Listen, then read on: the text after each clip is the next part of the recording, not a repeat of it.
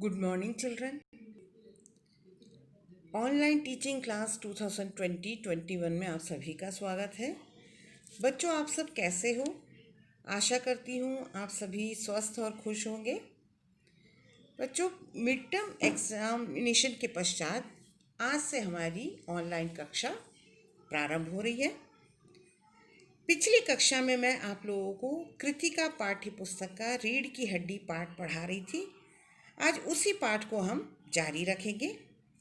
आज की कक्षा आरंभ करने से पहले मैं इस पाठ के तहत अब तक जो पढ़ाया उसका संक्षिप्त परिचय देना चाहूँगी। रीढ़ की हड्डी एकांकी श्री जगदीश चंद्र माथुर द्वारा लिखी गई है। रीढ़ की हड्डी एकांकी के महत्वपूर्ण पात्र उमा और शंकर है। उमा रामस्वरूप और प्रेमा की बेटी है। यह एकांकी उमा के विवाह की एक सामाजिक समस्या पर आधारित है। उमा को देखने के लिए गोपाल प्रसाद और उनका बेटा शंकर आने वाले हैं। उनके स्वागत में रामस्वरूप, प्रेमा और उनका नौकर रतन व्यस्त है। घर की सजावट, चाय नाश्ता आदि की तैयारी की जा रही है। रामस्वरूप और प्रेमा चाहते हैं कि उनकी बेटी उमा लड़के वालों के समक्ष साज श्रृंगार करके आए। उमा की माँ प्रेमा ने उमा के सामने पाउडर वगैरह भी लाकर रखा है, मगर उमा इन सब चीज़ों से नफरत करती है। रामस्वरूप ने अपनी बेटी को पढ़ाया लिखाया और अच्छे पिता होने का कर्तव्य भी निभाया।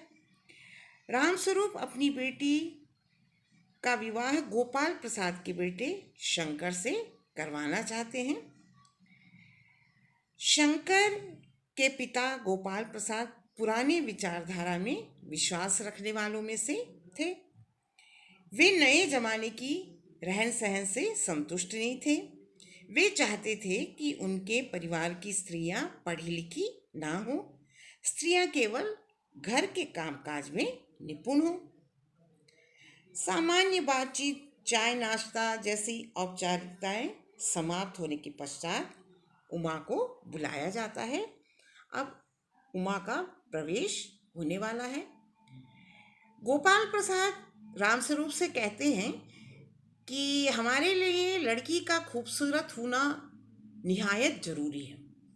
कैसे भी हो, चाहे वह पाउडर वगैरह लगाए, चाहे वैसे ही। बात यह है कि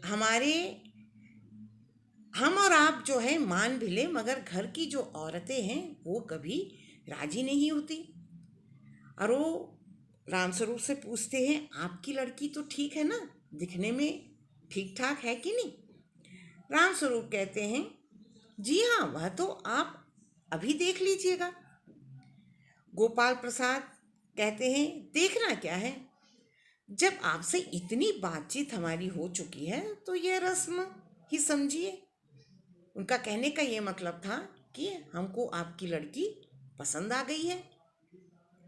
रामस्वरूप उनसे कहते हैं, यह तो आपका मेरे ऊपर भारी एहसान है।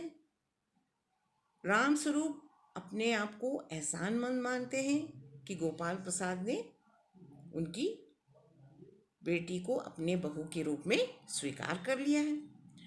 गोपाल प्रसाद रामस्वरूप से कहते हैं, और जायचा जायचा यानी जन्म पत्री तो मिल ही गया होगा ना, ऐसा वो पूछते हैं। रामस्वरूप कहते हैं, जी जायचे का मिलना क्या मुश्किल बात है, ठाकुर जी के चरणों में रख दिया, यानी ईश्वर के चरणों में रख दिया, बस खुद ब खुद मिला हुआ ही समझिए। विवाह से पहले लड़के और लड़की की जन्म पत्री को मिलाया जाता है। वही बात यहाँ पर हो रही है कि जायचे का मिलना कोई बड़ी बात नहीं है, कोई मुश्किल काम नहीं है। ठाकुर जी के चरणों में रख दिया, यानी ईश्वर के चरणों में रख दिया, बस समझिए कि वो खुद ब खुद मिल गया। गोपाल प्रसाद कहते हैं, यह ठीक कहा आपने, बिल्कुल ठीक। फिर थोड़ी देर रुक कर कहते हैं, लेकिन हाँ, यह जो मेरे कानों में एक भनक पड़ी है, यह तो गलत है ना? गोपाल प्रसाद उनसे कहते हैं, मेरे कानों में एक बात आई है। वो बात क्या है हम आगे देखेंगे। रामस्वरूप चौंक जाते हैं। वो कहते हैं क्या है? गोपाल प्रसाद कहते हैं यही पढ़ाई लिखाई के बारे में। जी हाँ, साफ बात है साहब, हमें ज़्यादा पढ़ी लिखी लड़की नहीं चाहिए। मेम साहब तो रखनी नहीं, कौन भुगतेगा उनके नखरों को। बस हद से हद मैट्रिक पास होनी चाहिए। क्यों शंकर? गोपाल प्रसाद खुद तो पढ़े लिखे हैं, लेकिन वो अपने बेटे के लिए जो लड़की देखने आए हैं, यानी अपनी बहू को ज़्यादा पढ़ी लिखी नहीं लाना चाहते। वो कहते हैं कि हमको ज़्यादा पढ़ी लिखी लड़की नहीं चाहिए, हमको कोई मेम साहब तो रखनी नहीं है। अगर ज़्यादा लड़की पढ़ी लिखी होगी तो उसके नखरों को कौन भुगतेगा। हद से हद हमारी बहू जो है सिर्फ मैट्रिक पास होनी चाहिए। और वो शंकर से भी पूछते क्यों शंकर, ठीक है ना, मैंने ठीक कहा कि नहीं? शंकर उनकी हाँ में हाँ मिलाकर कहता है जी हाँ, कोई नौकरी तो करानी नहीं। रामस्वरूप कहते हैं नौकरी का तो कोई सवाल ही नहीं उठता। रामस्वरूप वो भी कहते हैं कि हाँ, नौकरी का तो कोई सवाल ही नहीं उठता, लड़कियों से नौकरी कराना ये ठीक नहीं। गोपाल प्रसाद फिर कहते हैं और क्या साहब, देखिए कुछ लोग मुझसे कहते हैं कि जब आपने अपने लड़कों को बीए एमए तक पढ़ाया है तब उनकी बहुएं भी ग्रेजुएट लाइए। भला पूछिए इन अकल के ठेकेदारों से कि क्या लड़कों की पढ़ाई और लड़कियों की पढ़ाई एक बात है? अरे मर्दों का काम है ही पढ़ना और काबिल होना। अगर औरतें भी वही करने लगी, अंग्रेजी अखबार पढ़ने लगी, पॉलिटिक्स वगैरह पर बहस करने लगी, तब तो हो चुकी गृहस्थी। जनाब, मोर के पंख होते हैं मोरनी के नहीं, शेर के बाल होते हैं शेरनी के नहीं। गोपाल प्रसाद की मानसिकता देखिए आप लोग यहाँ, कि गोपाल प्रसाद चाहते हैं कि उनकी जो होने वाली बहू है वो ज़्यादा पढ़ी लिखी ना हो।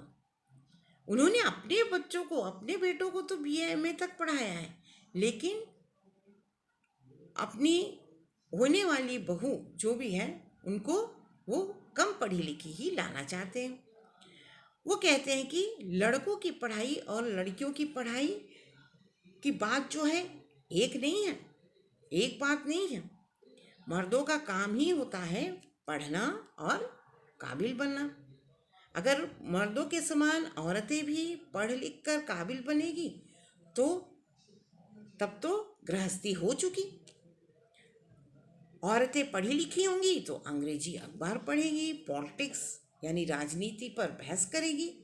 अब ऐसा सब करेगी तो गृहस्थी तो हो चुकी इनकी।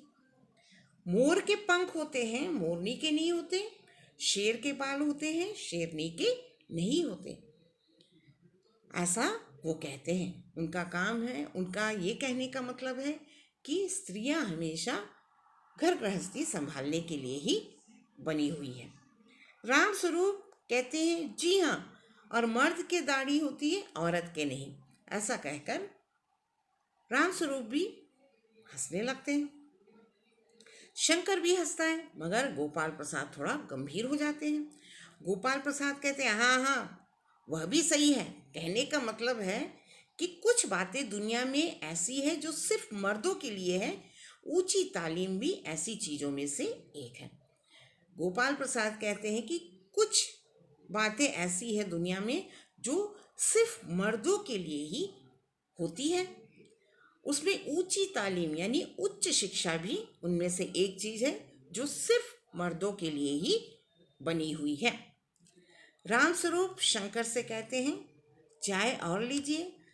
शंकर कहता है कि धन्यवाद, मैं पी चुका हूँ। रामस्वरूप गोपाल प्रसाद से भी कहते हैं आप चाय लेंगे? गोपाल प्रसाद कहते हैं बस साहब, अब तो ख़त्म ही कीजिए ये चाय नाश्ते वाला, ये सारी बातें अब ख़त्म कीजिए। रामस्वरूप फिर पूछते हैं उनसे आपने तो कुछ खाया ही नहीं, चाय के साथ टोस्ट नहीं थे, क्या बताए वह मक्खन? वो कहते हैं चाय के साथ टोस्ट तो नहीं ला पाए, क्या कहें, अब मक्खन लेने रतन गया था कि नहीं, तो क्या कहे वह मक्खन, ऐसा करके कह के वो रुक जाते हैं। गोपाल प्रसाद कहते हैं कि नाश्ता ही तो करना था साहब, कोई पेट तो भरना नहीं था, और फिर टोस्ट हुए उस तो वैसे भी मैं नहीं खाता। रामस्वरूप हाँ हाँ कहते हैं और मेज को एक तरफ सरका देते हैं। फिर अंदर के दरवाजे की तरफ मुंह करके जरा जोर से वो कहते हैं, अरे जरा पान भिजवा देना। अपनी पत्नी से कहते हैं, अरे जरा पान भिजवा देना। फिर वो गोपाल प्रसाद जी से कहते हैं, सिगरेट मंगवाऊं?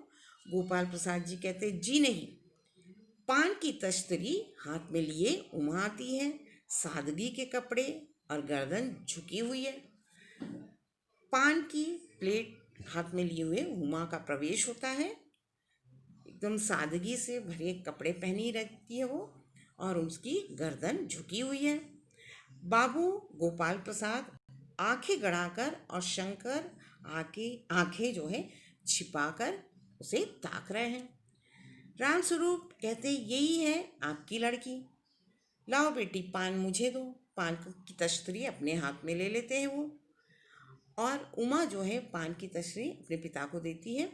उस समय उसका चेहरा ऊपर को उठ जाता है। उमा अपने चेहरे को ऊपर उठाती है और नाक पर रखा हुआ सोने की रिंग वाला चश्मा दिखता है। बाप बेटे चौंक उठते हैं। जैसे ही उमा अपने चेहरे को ऊपर उठाती है तो उसकी नाक पर जो है सोने के रंग की फ्रेम का एक चश्मा दिखता है। बाप बेटे दोनों चश्मा देखकर चौंक उठते हैं। गोपाल प्रसाद और शंकर एक साथ चश्मा, ऐसा कहते हैं। रामस्वरूप जरा सकपका जाते हैं। वो कहते हैं, जी वह तो पिछले महीने में उसकी आंखें दुखनी आ गई थी, सो कुछ दिनों के लिए चश्मा लगाना पड़ रहा है। रामस्वरूप कहते हैं कि पिछले महीने उसकी आंखों में थोड़ा दर्द सा महसूस हो रहा था, इसलिए वह उसे कुछ दिनों के लिए चश्मा लगाना पड़ रहा है। गोपाल प्रसाद फिर कहते हैं, पढ़ाई वढ़ाई की वजह से तो नहीं है ना कुछ? रामस्वरूप फिर कहते हैं, नहीं साहब, वह तो मैंने अर्ज किया ना। गोपाल प्रसाद फिर कहते हैं, संतुष्ट होकर कुछ कोमल स्वर में कहते हैं उमा से, बैठो बेटी। रामस्वरूप उमा को इशारा करते हुए कहते हैं कि वहाँ बैठ जाओ उमा, उस तख्त पर अपने बाजे के पास। उमा वहाँ बैठ जाती है। गोपाल प्रसाद पूछते हैं, चाल में तो कुछ खराबी है नहीं, चेहरे पर भी छवि है, हाँ कुछ गाना बजाना सीखा है? वो कहते हैं गोपाल प्रसाद की चाल में तो कुछ खराबी नहीं है, चेहरे पर भी सुंदरता है, हाँ कुछ गाना बजाना आता है कि नहीं तुम्हें? रामस्वरूप कहते हैं, जी हाँ, सितार भी और बाजा भी। सुनाओ तो उमा एक आध गीत सितार के साथ। ऐसा रामस्वरूप जो है उमा से कहते हैं। इसके आगे हम अगली कक्षा में पढ़ेंगे।